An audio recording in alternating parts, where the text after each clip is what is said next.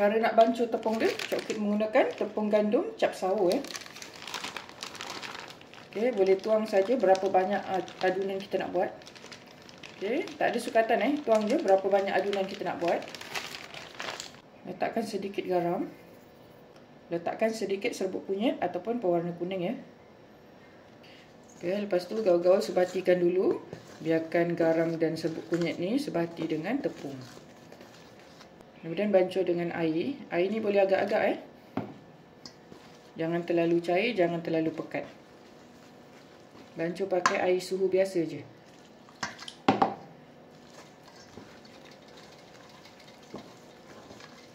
Okey, bancuh sampai adunannya jadi macam ni dia tak terlalu pekat, tak terlalu cair. Okey, nak warna cantik boleh tambahkan sedikit pewarna kuning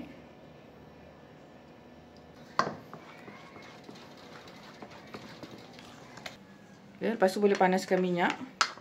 Ambil sedikit sahaja minyak panas ni. Okey, boleh agak-agak Kalau adunan kita banyak, ambillah banyak. Okey.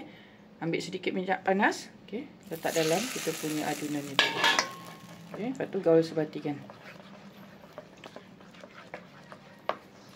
Ini adalah tips supaya tepung pisang goreng jadi lebih rangup lah. Ni guna saja. Okey, nak kongsikan tips supaya pisang goreng jadi lebih sedap. Pastikan guna pisang nipah. Okay, pisang nipah yang masak dan lembek macam ni, barulah sedap. Dan sebiji pisang nipah tu, Cik Okey akan iris pada 3 bahagian. Pisang goreng sedap makan nipis-nipis macam ni. Masukkan pisang dalam adunan tadi.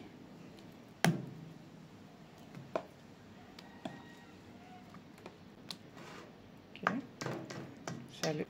Okay, ini adalah adunan dia bila kita salut dengan pisang tadi. Bila kita salut, pastikan tepung dia tak terlalu tebal. Jadi jangan bancuh pekat-pekat supaya dia tak tebal, nanti jadi cekuduk tepung pula kan. Okey, pastikan dia boleh melekat sikit macam ni. Dan jangan terlalu cair, nanti dia langsung tak melekat. Okey, adunan kena macam ni.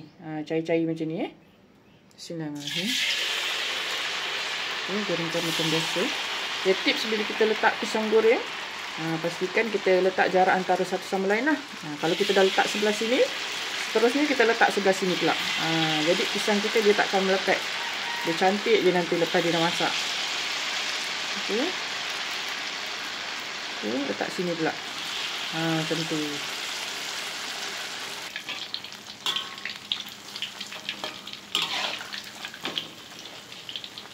Dapat pisang ni kurang melekat dia senang terpisah satu-satu macam ni. Sebab Cik Okey letak jarak-jarak tadi. Okey, bila dah garing boleh angkat